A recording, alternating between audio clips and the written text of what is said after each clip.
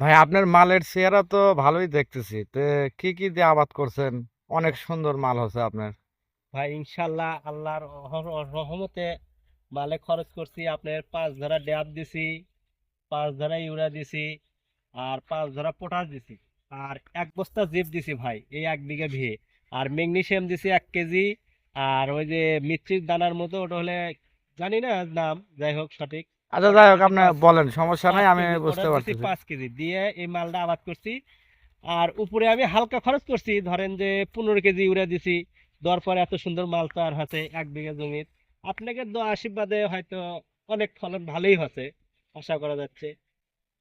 এখন আল্লাহ পাকের ইচ্ছা কিরম হবে তা আমি খালি দেখেন, একটা গাছ নাড়া দিলে কত গাছ নড়ে। অত সুন্দর মাল হচ্ছে আমার এই 1 বিঘা জমির। ভাই দেখার দেখলাম আপনার মালের চেহারা কিন্তু অনেক সুন্দর, ওই জন্যই আপনাকে মানে এটা জিজ্ঞাসাবাদ করতেছি যে আপনার কেমনে কি আবাদ করছেন। মালের মানে চেহারা মোটামুটি ফলনও ভালো হবে দেখা যাচ্ছে। আর এই চড়ার মধ্যে সর্বোচ্চ মালের চেহারা কিন্তু আপনারই ভালো হচ্ছে, বুঝছেন? এই জন্যই আপনাকে আমি মানে জিজ্ঞাসা করলাম যে আপনার এটা দেখে যেত অনেকে আপনার আবাদ করতে উৎসাহিত হয় হ্যাঁ, যে আমিও ফলন ভালো। আমিও সেটাই আশাবাদ করি, যাতে আমাদের এই আশপাশে যে ফাঁকা জমিগুলো আছে এগুলো যেন আর ফাঁকা না থাকে। তারাও যেন আমার দেখায় দেখি এই মাল আবাদ করে। কারণ দেখেন, আমি বেশি খরচ হয় নাই, ধরতে গেলে আমার 1000 টাকা খরচ আছে। আর হয়তো একবার বীজ দিলে মনে করেন যে সাবল্য আমি আবাদ সই সালামতে আল্লাহ যদি কোনো বালা মুসিবত না দেয় তাহলে আমি ঘরে তুলতে পারবো, আশা করা যায়। আচ্ছা, আপনার এই মাল কাটতে আর কতদিন সময় লাগতে পারে আপনার? ধরেন আর ধরেন 30-35 দিন লাগবে, যে অবস্থা আছে। 30 দিন হলেই হয়ে যাবে, তার মালটা উপযুক্ত হয়ে যাবে, কাটারও জো হয়ে যাবে। আপনার 30 দিনের মতো লাগবে। আচ্ছা, এখন আপনার এই মালের তো মনে করেন যে দানা চলে আসছে, তাতে আপনার ফুল মোটামুটি সব ঝরে পড়ছে।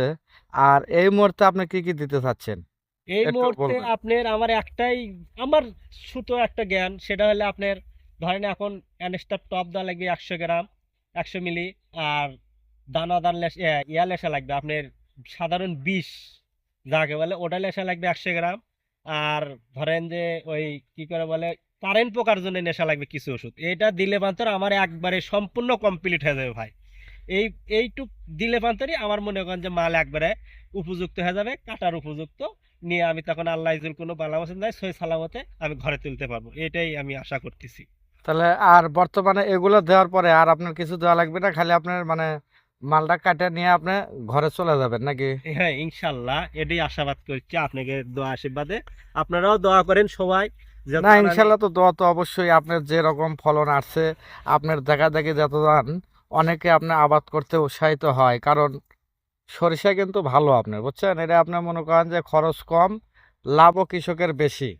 অনেকে আবার দেখেছে যে চড়ার মাঝখানে জমি ফাঁকা রাখছে আপনার, মানে অনেকে আবার এই যে পতিত রাখছে। তা আশা করা যায় যে আপনার যে ফলন হচ্ছে পরবর্তীতে আর এই ফাঁকা জমিগুলো, আপনার পাশে যেগুলো ফাঁকা জমি, এগুলো আশা করা যায় পরবর্তী আপনার সবাই এই সরিষা চাষ করবে আর কি। হ্যাঁ, আমার দেখা দেখি যেন এই উৎসাহিত হয়, আমি এটাই আশা করতেছি। কারণ আমরা জানি আর দেশের উপকার তো আপনি দেখেন, এখন তেল দেখা যাচ্ছে যে আবাদ যদি বেশি হয়, দেখা যাচ্ছে তেল খাওয়া লাগে, তখন আমরা কম দামে খেতে পারবো। আর আমরা যদি আবাদই না করি তাহলে আমরা তেল কিভাবে কম দামে খাবো?